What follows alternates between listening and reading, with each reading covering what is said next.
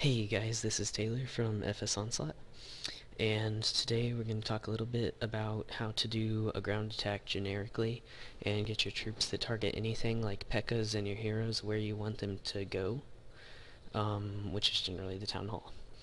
And I'm going to demonstrate it with WiGoWiPe or GoWiWiPe, which is the new, like, top most powerful strategy slash composition to use since this last update where the heroes were nerfed and the level 5 pekkas were added. You're going to start out with a tanking troop, like a golem, and you're going to place them as far apart as you can while distracting everything in between them. That way the maximum number of defenses that can possibly be distracted are, and then you're going to place a cleanup troop like wizards, archers, minions, something with high damage and usually range behind the golems so that it can clear out all the surrounding structures that are outside around the base. That way, once you're ready to set the pekkas and the heroes and you've broken the wall, the pekkas and the heroes will have nowhere to go but into the base. And if you wanted a comparison to this, I guess you could say it's sort of like you have a really dumb child and you want him to accomplish something, and so you take one of those little wood blocks that has a square, a triangle, and a circle hole in it, and you cut off the two sides, and then you give them only the correct peg so that they cannot get it wrong. That's what getting the pekkas to go inside is like. You just have to remove all other options. So first I'm going to show you an attack I did against the Town Hall 9.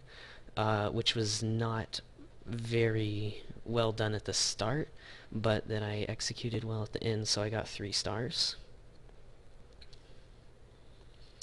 So I start out by placing a couple of barbarians to distract the defenses, because I only brought 2 hogs to lure out the clan castle.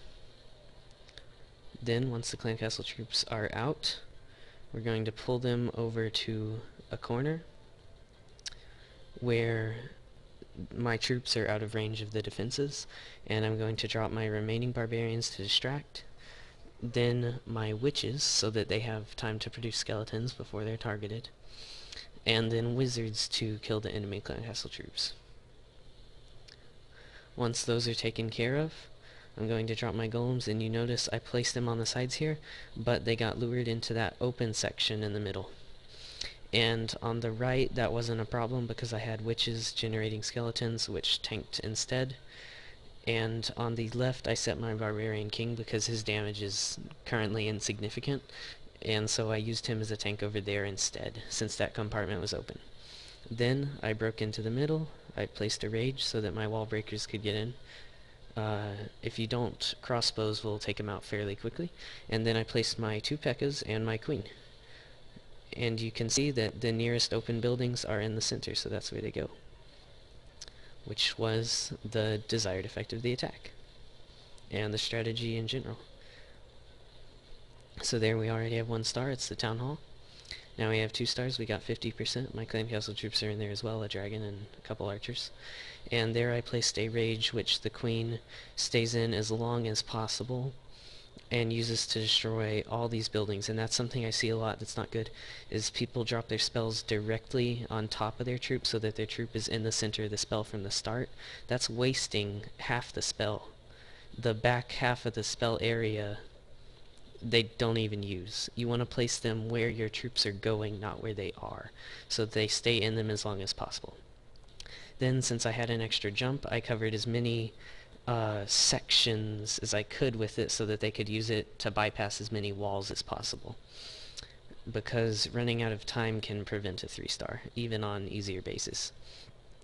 And now I had an extra freeze as well, so I used the queen's ability, used the freeze on the Tesla and Archer Tower, which were the only remaining defenses anyways, and we secured our 3 stars.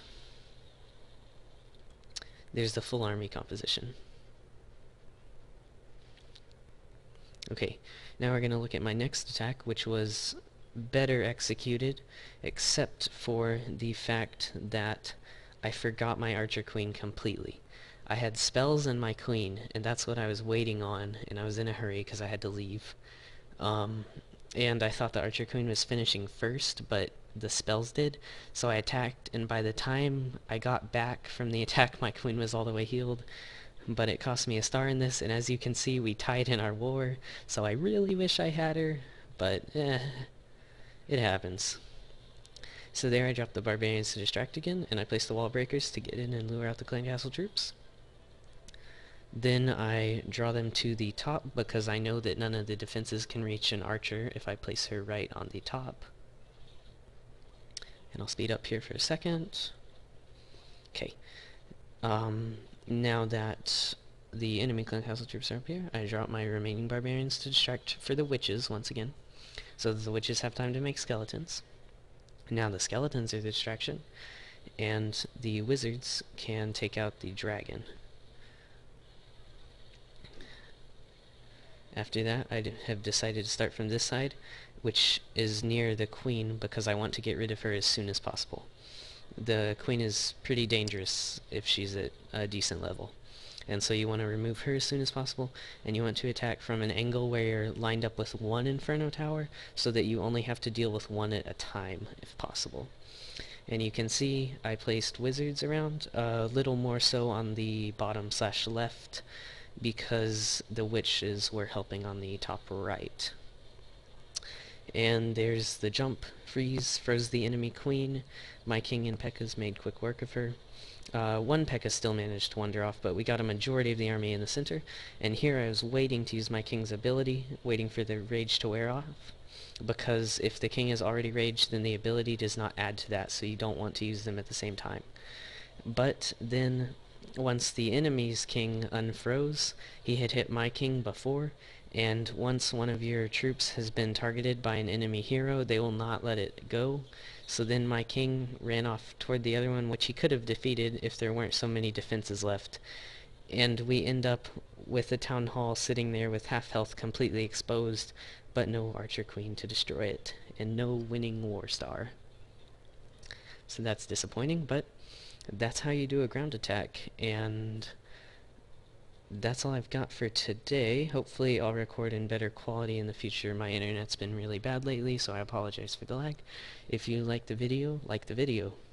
I'll answer any questions in the comments. Thanks for watching, and if you want to see more, subscribe. That's all. Bye.